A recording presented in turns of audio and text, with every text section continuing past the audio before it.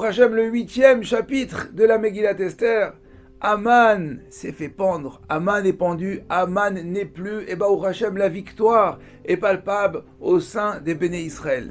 Et là, Megillah dit comme ça, Bayom Haou, Natan Amelech Achashverosh le'Esther Amalka et Bet Aman, Tzorech HaYudim ou Mordechai ba lifnei Amelech, ki gida le'Esther, ma ou la. L'appartement de fonction, enfin la villa, le château de fonction d'Aman est remis par Achashverosh à Esther, et Esther va ensuite le donner à Mordechai. Donc Mordechai va gentiment s'installer dans un, je ne sais pas combien de pièces. Et alors la question que se pose, comment se fait-il que Mordechai accepte ce cadeau? On sait que tout ce qui vient d'Amalek, tout ce qui vient, parce que Aman c'est Amalek, c'est Agag, doit être détruit, on n'a pas le droit de profiter de ces choses-là. Mais Farshim, les commentaires expliquent que, en fin de compte, Aman, Achashverosh l'avait offert à Aman, Achashverosh, sinon elle l'a, entre tous ces noms de rachat, on s'en sort plus. Achashverosh reprend possession donc de l'appartement de fonction de Aman, et donc maintenant ça lui appartient. Achashverosh ne fait pas partie de la lignée, ça reste un rachat, mais ne fait pas partie de la lignée d'Amalek, et donc il peut à ce moment-là transmettre ce cadeau, et ce cadeau donc peut être profitable, et Mordechai peut en bénéficier tranquillement. Et c'est pas tout, Vayasar Amelech et Tabato, Asher Evir mi Aman, Veitna le Mordechai, Vatasem Esther et Mordechai, El Bet Aman. Regardez ce retournement de situation, Baruch Hashem. La tabaat, la bague que Achashverosh avait donnée à Aman, le pouvoir absolu qui était dans les mains d'Aman, et bien Baruch Hashem, il va être transmis maintenant dans les mains de Mordechai. Ta'abato, Rabotai. Si on regarde un peu plus en profondeur, Ta'abato, il y a le mot dedans, il y a le mot Teva. Teva, c'est la nature. Amelech, on a dit que c'est Achashverosh, mais c'est aussi Akadosh Baruch Hu. Le roi avait donné le Ta'abato, avait donné sa Teva, avait donné la nature, puisque les Bnei Israël n'avaient plus de Emouna, entre guillemets, la Emouna était un petit peu estompée, effritée. À l'époque, avant le décret d'Aman, donc qu'est-ce qu'a fait Akadosh Baruch Hu? Il a remis les clés de la nature, c'est-à-dire qu'il a remis, il a donné à Aman, tiens maintenant tu peux faire ce que tu veux. Et Baruch Hashem, les Bnei Israël se sont renforcés. Et maintenant la nature, Ta'abato, Teva, il faut lire Teva. La nature revient dans les mains d'Israël, revient dans les mains de Mordechai.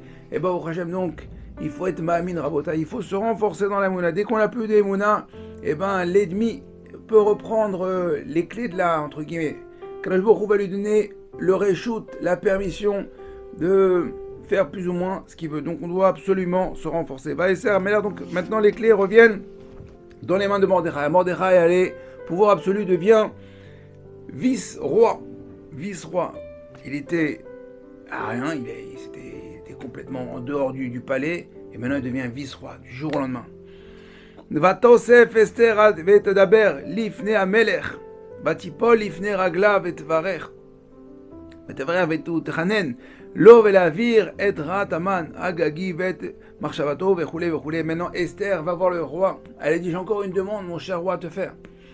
C'est très bien, Mordechai vice-roi, mais l'appartement, tout ça c'est bien, mais il faut quand même qu'on annule maintenant le décret. Tu sais, il a fait un décret terrible de tuer, d'anéantir, d'exterminer tout Am Israël en un seul jour. Il a mis ça, cette nouvelle est partie dans les 127 provinces.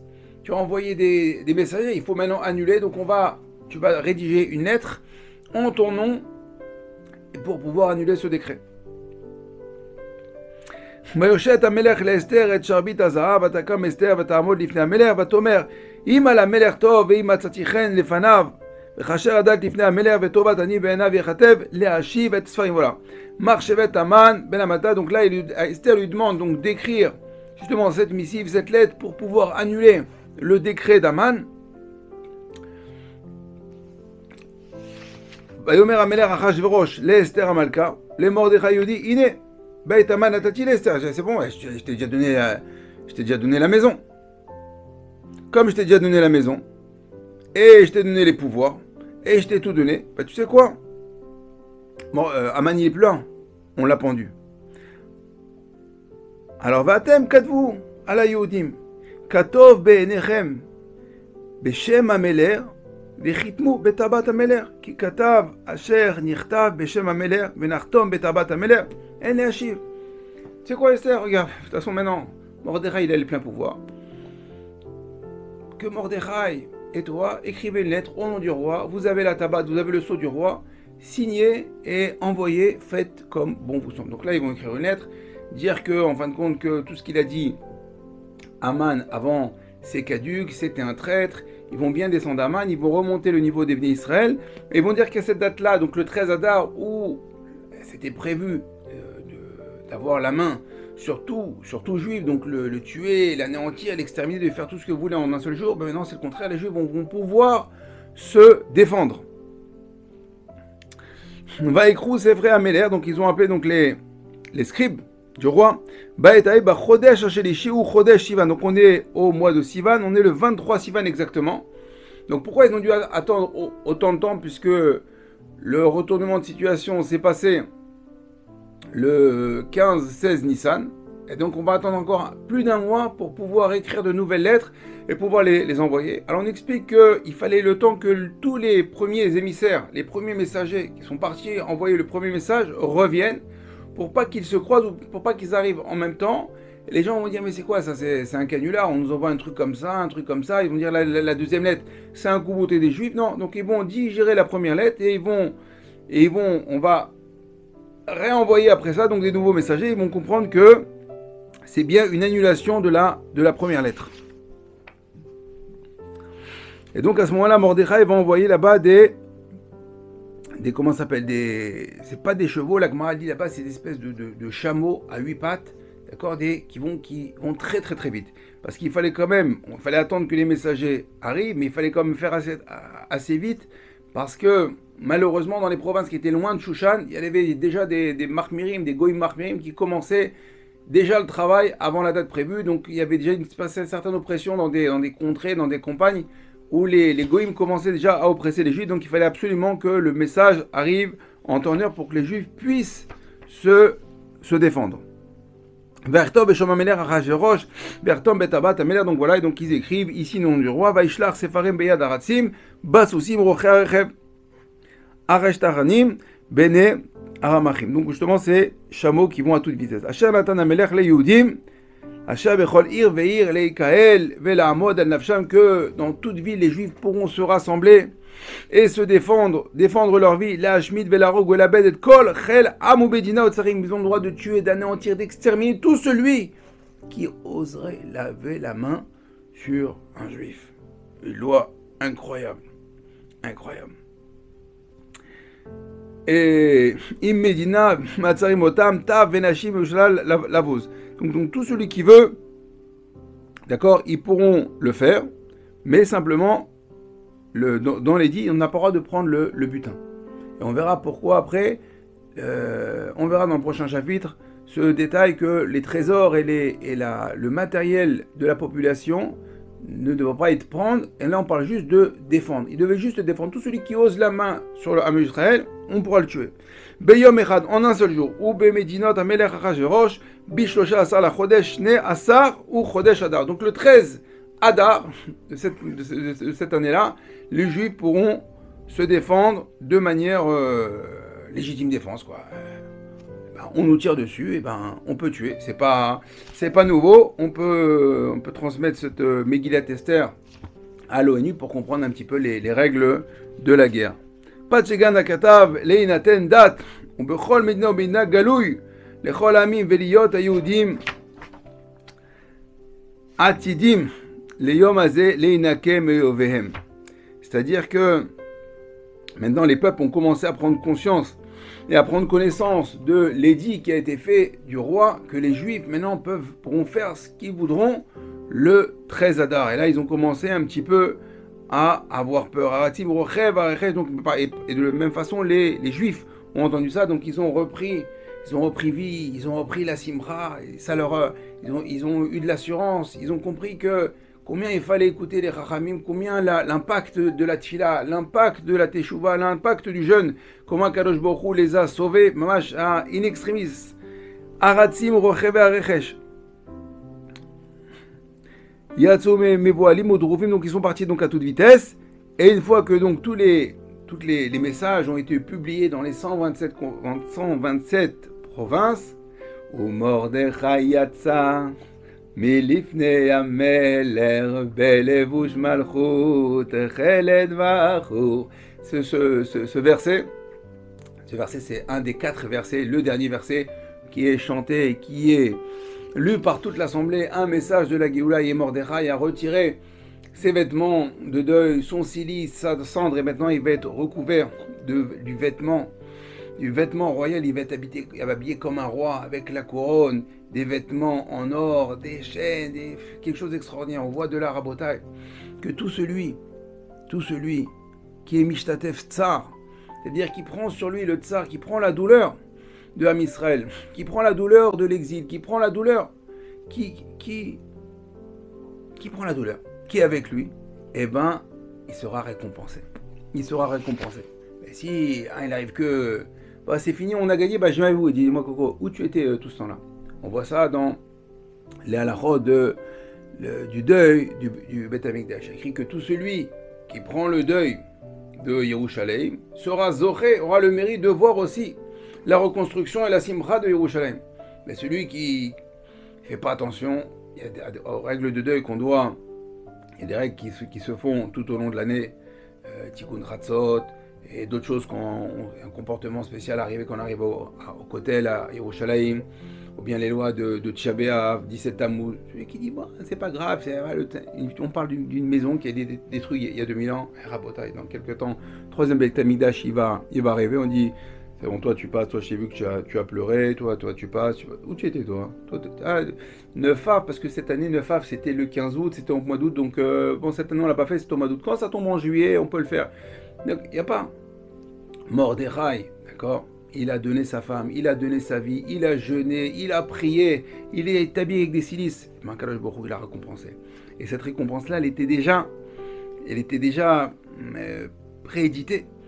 préméditée avec Yosef. Yosef Hatzadik, lorsqu'il a rencontré ses frères en Égypte, il y avait tous ses frères, et on voit que là-bas il a distribué des vêtements à tout le monde, à manger Et à Binyamin, il lui a donné 5 vêtements plus 5 costumes. Et là-bas, Rachid explique, tous les Mefarshim, il dit que c'est quoi? C'est pourquoi Binyamin, il a reçu plus. Il dit parce que à Tid, il y a un descendant de la tribu de Binyamin qui est Mordechai, qui lui aussi sera habillé avec 5 vêtements. C'est ce qu'on voit ici, au Mordechai Yatzam, Milifna Meler, Belevush Malchut, Techeled, Vahu, Ateret Zav, Gedola, Betachir Butz, Vargaman, Veahir Shushan, et la ville de Shushan. Tsa'ala Vesamecha, la ville de Shushan, maintenant jubile et dans la joie et l'allégresse. Et la Yehudi Maïta, Ora Vesimcha, Vesason Jika. Et pour les Juifs c'était quoi? C'était la Ora, c'était la joie rayonnante, la Simcha, la joie, l'allégresse. Alors la Gemara nous dit que Ora, la Yehudi Maïta, Ora, c'est la Torah. Simcha, c'est Yom Tov. Sasson, c'est faire référence à Brit Mila. Et Ikar, c'est les Téphilines. D'ailleurs, quand on lira la Megillah le matin, quand on dit Vikar, c'est bien de toucher les Téphilines et les embrasser. Alors, tout le monde demande, mais si c'est comme ça, si la Ora, c'est la Torah. Simcha, c'est Yom Tov. Sasson, c'est la Brit Mila. Qu'on écrive directement. La Yehudim, eh ben, il y a eu de la Torah, le Yom Tov, la Brit Mila et les Tfilines, parce que tout ça, à cette époque-là, Aman, il avait fait des décrets dont on n'a plus le droit d'étudier la Torah, plus le droit de mettre les Tfilines, plus le droit de faire la Brit Mila. Pourquoi c'est pas écrit directement? Il dit parce que à l'époque de la Megillah, avant le décret d'Aman, les Juifs, ils étaient tellement ancrés dans la matérialité, ils pensaient que c'est quoi la simra, la gaieté? La simra, c'est passer un week-end aller en vacances ici, s'acheter des beaux vêtements, bref, vivre complètement enfoui dans la matérialité. Une fois qu'ils ont compris que, en fin de compte, tout ça, ça ne servait à rien, parce qu'en quelques instants, un bonhomme se lève, il dit, vous êtes juif, on vous extermine, plus rien ne reste, d'accord? Vous allez tous dans des camps de travail, on va tous vous tuer, tout le matériel que vous avez, il ne reste plus rien. Alors ils ont compris qu'en fin de compte, la vraie simra, c'est quoi? La vraie lumière, ils pensaient que la lumière, c'est quoi? C'est le soleil. Non, la vraie lumière, c'est quoi? Aura. C'est quoi Aura? C'est la Torah. La vraie lumière, c'est la Torah. C'est quoi la Simcha? C'est Yom Tov. Ah, on ne sait pas Yom Tov, on ne peut plus faire Yom Tov, on a zappé Pessah. On a zappé Pessah, on a dit de jeûner Pessah, on a zappé les matzot, on a zappé les arbakosot, on a zappé le Leil Seder, on a zappé le Msuki. Vous imaginez cette catastrophe? Alors ils ont compris que Simcha, c'est Yom Tov. Ça sonne, c'est la Brit Mila. Pour imaginer qu'on ne peut plus faire la Brit Mila. C'est quel stress, quelle angoisse. On pouvait refaire. Donc ça, c'est la vraie joie. Vikar, c'est les tefilines, la vraie reconnaissance, le vrai bijou, la vraie gloire. C'est un juif qui a les tefilines, c'est le père, c'est la splendeur. Donc ils ont compris, il faut en fin de compte des fois détacher. Ils ont tellement eu peur qu'il y a le corps et la neshama, ils se sont dissociés. À ce moment-là, la neshama elle a compris c'était quoi vraiment le émet. Il y avait tellement de clipotes, des corses. La matérialité, le monde matériel, nous, si on l'utilise mal, eh ben, nous fait écran avec la spiritualité. Ce qu'il faut faire, c'est mettre la matérialité au service de la spiritualité. Mais ça, à force, ils avaient oublié, en fait, quand ils avaient mis la spiritualité au service de la matérialité. Et là, ils ont compris après le décret d'Aman. Ubechol medina ubenina, ubechol ir vair, makom asher devar ameler vedato magia simcha vesasol layodim. Mishte Yom Tov. Et donc dans toutes les provinces, dans toutes les villes, partout où est arrivé l'ordre du roi, la nouvelle lettre, et ben les Juifs ont entendu ça, c'était une grande joie, une grande allégresse. Ils ont fait des festins, ils ont fait un jour de fête. Beato Magia Besimcha le Yehudim Mishte Yom Tov. Verabim Me'ameret, c'est de nombreux parmi les gens du pays. Mitya Adim. Kinafal Pachad Yehudim Alem. Mitya Adim, c'est quoi Rabotai ce mot Mitya Adim? Ils se sont devenus juifs. Il y a des gens du pays, des étrangers, ben imaginez, l'annonce arrive, on dit que les juifs maintenant, ils pourront faire ce qu'ils veulent, ils ont les pleins pouvoirs. Alors il y a des gens qui se sont convertis. Ils se convertis par intérêt. On dit, bon, de toute façon, on va tous mourir, autant devenir juifs, et puis bon, on va se faire passer pour des juifs. Donc là, on comprend que ce n'est pas des juifs, c'est des mityadim. On va dire, celui-là, il se prend pour un juif. De là, on apprend aussi que quelqu'un qui se convertit par intérêt, d'accord. Il a rencontré, il y a un juif, il a rencontré une non-juive. Alors il veut la convertir pour la faire rentrer à la maison. Ou un juif, bref, des conversions comme ça par intérêt, ça marche pas à Botaï. La seule et unique vraie conversion, c'est se convertir les Shem Shamaim pour l'amour d'Akadosh Baruch Hu et pour aucun intérêt, ni pour sauver sa vie, ni pour gagner plus de l'argent. Maintenant, il s'appelait Jean-Louis Dupont, maintenant il s'appelait David Benson, il croit que il va réussir dans les affaires. Tout ça, Rabotai, ce ne sont pas des conversions, c'est pour ça qu'on dit Mitya Hadim. De ce verset aussi, Mitya Hadim, ils sont devenus juifs. Il y en a qui veulent apprendre de là que le minag de se déguiser vient aussi d'ici. Ah oui, les gars, ils ont voulu se déguiser. Ils ont voulu se déguiser en juif pour sauver leur peau. Dans les cieux, Akadosh Baruch Hu, il sait très bien qui est qui, on ne peut pas tromper Akadosh Baruch Hu. Et donc aussi, les gens qui veulent tromper et convertir, faire croire que comme ci et comme ça, bon, c'est pas le sujet d'aujourd'hui. En tout cas, Akadosh Baruch Hu, c'est exactement ce qui se passe. Ils sont nommés ici Mityadim, Kinafal, Paradodim, parce que la peur des Juifs est tombée sur le monde entier. Alors, Bezrat Hashem, que ces psukim-là prennent effet, prennent forme et refassent surface de nos jours pour Bezrat Hashem revoir la grande Géoula, la venue du Mashiach, le 3e Beth Amikdash. On a fini le 8e Pérec et on se donne rendez-vous pour la fin des événements. À très bientôt et Kol Tov.